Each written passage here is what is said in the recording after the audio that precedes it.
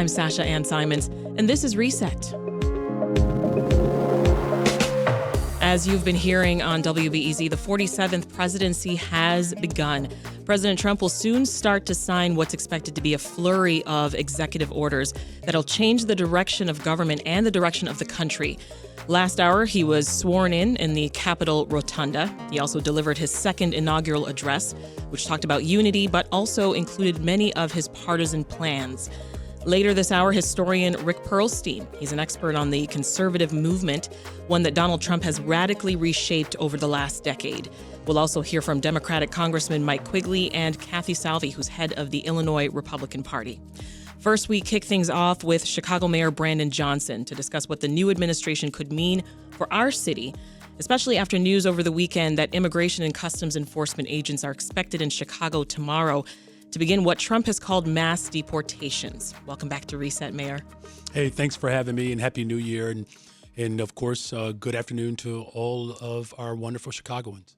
Also here in studio is Sun-Times politics and government reporter Mitch Armentrout. Hey, Mitch. Great to see you again.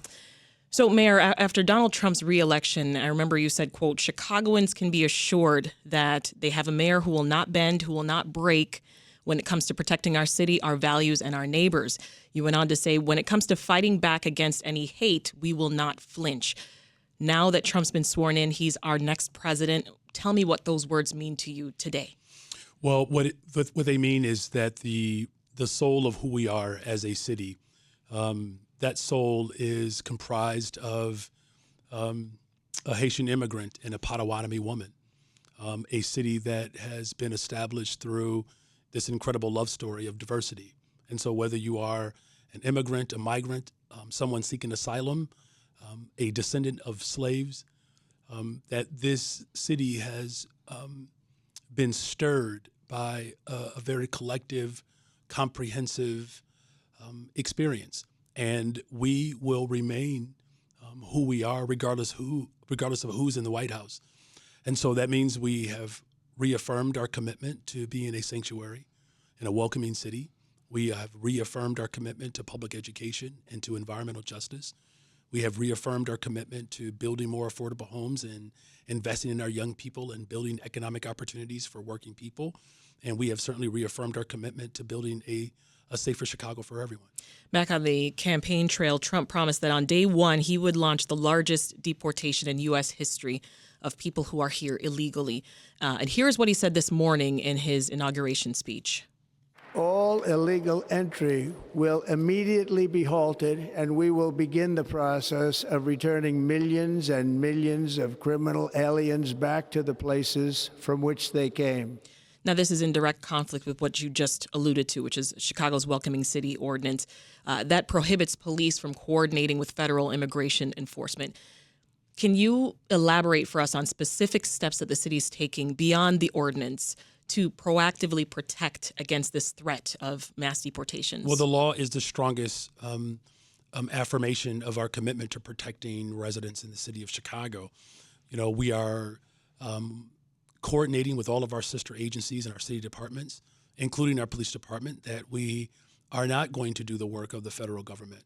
There are workshops that are being held all over the city for individuals to know their rights. Look, here's the most important thing here, is that as a city, we are comprised of the most diverse group of people, I believe, on the planet, right? Where there are certain sections of the city of Chicago where over 100 different languages are spoken. And so, again, we have reaffirmed our commitment to a welcoming city, and all of our sister agencies, whether it's a park, whether it's our schools, they all will adhere to that law. And we're going to continue to organize throughout the city to make sure that people know what their rights are. Look, the last thing that I'll say is that the level of anxiety and fear that is being stoked by this administration is one that we vehemently reject.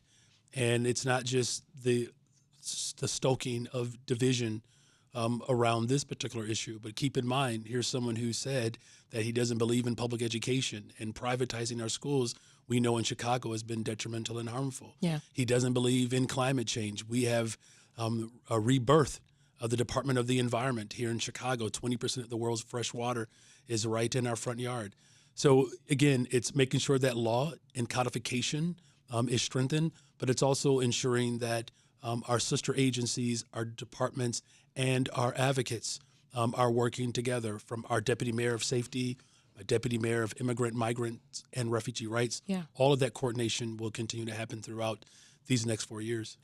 You talk about that anxiety and fear around the issue, and I think it's very real, because many of us can remember during his first presidential term when thousands of parents were separated from their kids with no tracking information. And this time around, he's vowed to be more aggressive. And despite leaked reports this weekend that raids would launch tomorrow in Chicago, his border czar, Tom Homan, was saying that they're reconsidering and that decisions haven't actually been made. I mean, how real then does this threat become here to Chicago? And what do you say to migrants worried right now?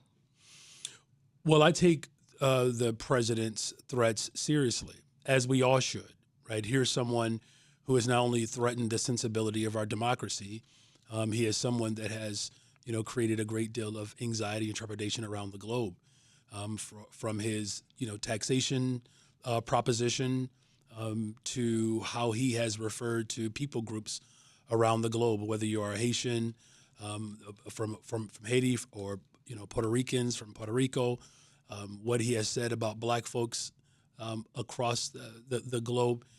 His presentation is certainly not just bombastic in his delivery, but we've seen him carry out some of the most egregious policies as well. And so what we simply are saying to the people of Chicago, if you are an immigrant or a migrant, you're not alone. That a threat to an immigrant or a migrant is just as much of a threat to a Black family on the west side of Chicago who wants education to be guaranteed, or Asian families who have experienced, anti-Asian sentiment as well as anti-Asian attacks. Yeah. That an attack to one group is an attack against all of us. And so this is why the city of Chicago has reaffirmed its position as a welcoming city, because it's not just simply attached to how we see people's arrival to the city. It's about how we experience government in the city. Mm-hmm. And no matter who you are and where you come from, being in Chicago, you deserve and you have the earned company of our collective fight for working people. You also mentioned climate change there, and Mitch, I know that was top of mind for you.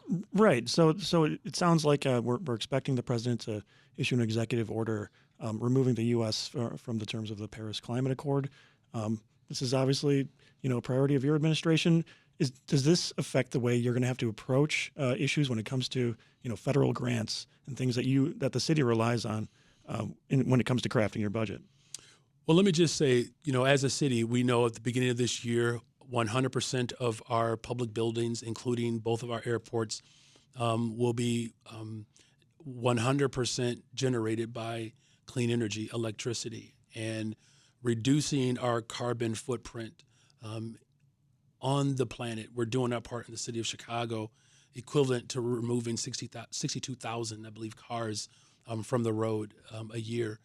And so our commitment to climate justice and environmental justice is still very much real. As far as what this means in terms of how we interact with the federal government, what we have to do as a city, and what we will do and continue to do, is continue to coordinate with our state partners. There are areas where we collectively, the city and the state, can, go after federal dollars, right? Because there are opportunities, for us to continue to expand and strengthen our environmental and climate justice. But the one thing that I do appreciate is that we do have a strong congressional delegation. They've been through this before, whether it's, Senator Durbin, Duckworth, or my Congressman Danny Davis. My administration will continue to work with the Illinois congressional delegation and the state to continue to push and challenge this incoming administration to pay attention to reality. And the reality of the fact is that whether it's wildfires or extreme cold on the planet, that the global population shift that we are experiencing is one that it's real. So it's incumbent upon us to continue to remain vigilant around climate justice. Along those lines, Mayor, President Trump said that the U.S.'s new official policy is that there are two genders, male and female. What's your reaction to that, and what's your message to folks in Chicago's transgender community? Well, we're going to continue to protect our trans community. We know that Black trans women have been a very fierce target for hate. Mm-hmm. One of my former students, just want to give a shout out to Aaliyah, a Black trans woman, someone that I taught when she was in 7th grade. And we're going to continue to stand up and ensure that all of our families are protected and have access and rights to exist. And again, particularly our trans community, we're not going to turn our backs on their existence simply because one individual has a very narrow definition of our identities. Today isn't just Inauguration Day, Mayor Johnson. It is also Martin Luther King Jr. Day. Yeah, thank you. Can we talk about something else? Well, you began your day at an event, I understand, with Rainbow Push, honoring King's legacy. I mean, as we know, he was a unifier, a champion of freedom, truth, equality. And so as we're entering this very different administration, I'm curious, do you think that King's legacy and vision can endure during another Trump administration? Well, it certainly has endured. And, that legacy of Dr. King, and as it relates to the city of Chicago, is, quite profound. He experienced what he described as some of the most vicious racialized attacks, something that he experienced in Chicago that he didn't experience in the Deep South, and fighting for affordable homes. In my administration, we built 3,700 affordable homes, and we put forth the largest investment for affordable homes and economic development. So we are continuing that tradition. Many people know that one of the persons who was a part of the welcoming crew was a person by the name of Al Raby, who was a social studies teacher on the west side of Chicago like myself. He taught at Marshall High School. He was also Mayor Harold Washington's campaign manager, and fighting for education was a part of his presentation as well. And so we will continue that effort as the first mayor in the history of Chicago to support an elected representative school board, and to make sure that our TIF dollars touch every single ward to ensure education justice. And youth employment, 29,000 young people will have opportunities for jobs this summer. We expanded that significantly. That's a part of King's legacy. And the last thing that I'll say is, Dr. King was very clear about the three evils, war, poverty, and racism. And so we're going to continue to fight for equity and justice in the spirit of Dr. King. And, even though he died with a 75% disapproval rating, many people forget that. To your point, he worked hard and literally died to unite our country. And the city of Chicago, we are certainly united around education and youth employment and behavioral and mental health services, where we opened up a mental health clinic that was closed. We're committed to environmental justice. These are the matters in which Dr. King wanted to unite the people of the globe around. In the city of Chicago, of course, in his honor, we will maintain and continue to grow that collective struggle to unite people around those ideas. Let's hear what President Trump also had to say about Martin Luther King. To the Black and Hispanic communities, I want to thank you for the tremendous outpouring of love and trust that you have shown me with your vote. We set records, and I will not forget it. I've heard your voices in the campaign, and I look forward to working with you in the years to come. Today is Martin Luther King Day, and his honor, this will be a great honor, but in his honor we will strive together to make his dream a reality. We will make his dream come true. How does it feel to hear him say those words? Well, look, Dr. King was very clear about, again, the enemies of the planet, racism, war, and poverty, that the only way we can keep his dream alive is to ensure that we are addressing the crisis of homelessness and lack of affordability. It's not going to be enough for someone to simply, offer up a platitude or the recognition of a particular day. Here in Chicago, we put forth an entire platform around reparations, a platform to grow small businesses, over 500 over the next 5 years, to grow those businesses. And we put $625 million behind that effort. And so, in Dr. King's honor and his legacy, even he had to sit down with individuals who vehemently opposed his existence. Mm-hmm. And the city of Chicago is prepared to sit down with anyone who is absolutely clear about investing real dollars, the way we're doing it in Chicago. The way you actually demonstrate your commitment to Dr. King is that you have to speak to these matters the way the scriptures have challenged us. Jesus the Christ said, where your treasure is, there your heart will be also. That's Matthew 6:21. And so if the president is truly convicted by the legacy of Dr. King, he will follow in the footsteps of the one that he claimed to put him in this position, is that he has to show up with his treasure.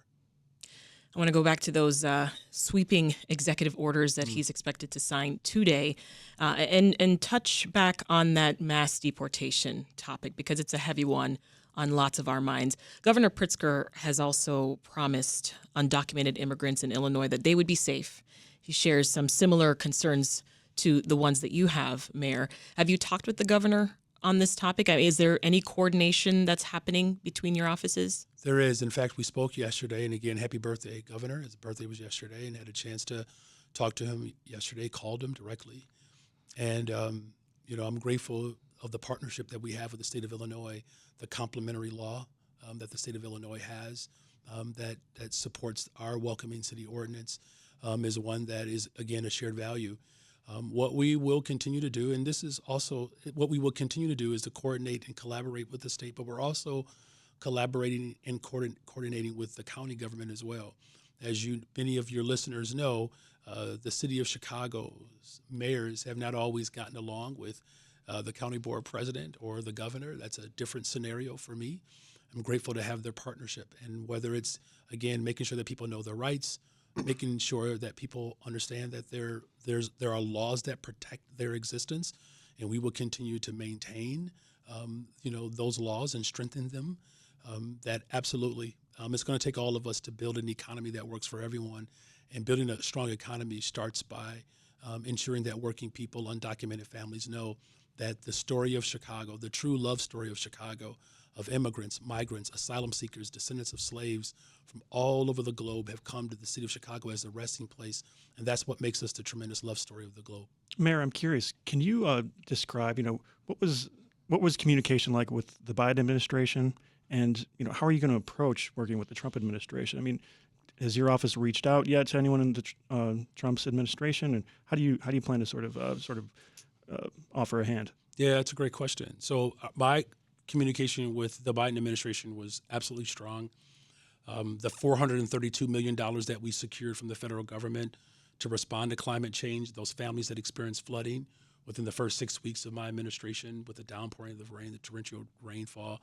And so families on the west side who've been waiting for support, we've been able to provide some support, but now with those additional dollars from the federal government that we fought for, we'll be able to help more families on the west side of Chicago in particular, but some families who experience flooding on the south side as well. Closing the deal on the Red Line extension, that was a major accomplishment, and we got that done with the Biden administration.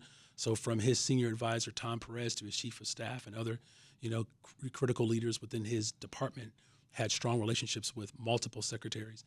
I think our approach here, the way we will approach this administration, will be, very intentional around what our desires and our needs are for the city of Chicago. And so, we do know that there are strong relationships, though, that some of our congressional leaders do have across the aisle, and we're gonna lean on those leaders. I've had great conversations with Congressman Quigley, of course, great conversations with my own Congressman Davis, who has been there for a very long time, and Senator Durbin. I mean, these are individuals that are incredibly skilled. We have a strong IGA team in D.C. And then finally, we have a strong network of mayors across the country. I just returned from D.C. Yesterday. I spent a day with the U.S. Conference of Mayors. So Democratic mayors and Republican mayors, our issues are the same, whether you're running a red city or a blue city. People know their mayor. They may not always know who their state representative is or other elected offices, but they do know who their mayor is. And so there are collective asks that we have as a conference of mayors around economic development and housing. I chair the national committee around behavior and mental health services, and blue cities and red cities are dealing with behavior and mental health, the lack of behavior and mental health services. But we're also, very clear about community safety. And whether you are in a blue city or red city, many people don't know this. Some of your most violent cities are in red states per capita, right? And so the challenges that we have in blue cities and red cities are very much alike. And so that's going to be my approach. Look, I'm an organizer at heart. So organizing with our congressional delegation, organizing with mayors across the city, and then being very clear about the opportunities that the Trump administration can have in our city around economic development and community safety in a full force of government way.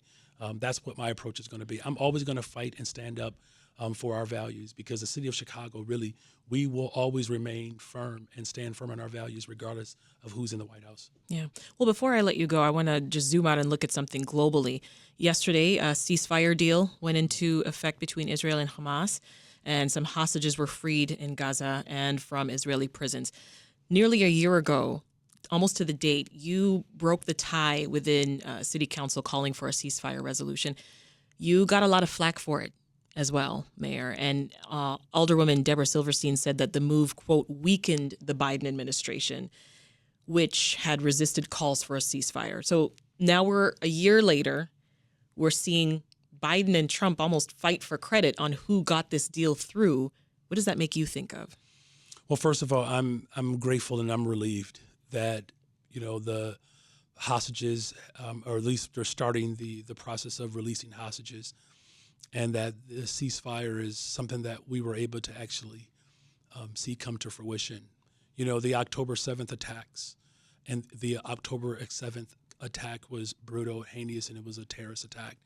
And we were one of the first city councils to condemn those attacks. And we did that emphatically. And we were the first major city to call for the releasing of hostages and for a ceasefire, very much aligned with what the United Nations was calling for. That's right. I'm grateful that this is happening, particularly as we honor the Reverend Dr. Martin Luther King Jr., who is very vocal in his opposition to the Vietnam War, that Chicago has a long history of standing firm on our collective values. And Chicago has led the way in many different fronts. And whether it's taking strong moral positions like calling for an end to war, or the discovery of electricity just right here in this neighborhood where electricity came to life, or whether it's the steel mills, right, building the skyscrapers where we now have a brand new industry, a multi-billion-dollar industry on the southeast side of Chicago. I am proud to represent a city who understands its position globally. And we're grateful to the people who stood firm with us, and we're grateful that we can see an end prayerfully to the loss of life, and that lives can be returned back to their loved ones. So our position has always been clear, and we will continue to stand up for justice. That's Chicago Mayor Brandon Johnson. Mayor, thank you so much for making the time. You're welcome. Thank you all. Happy New Year, everyone.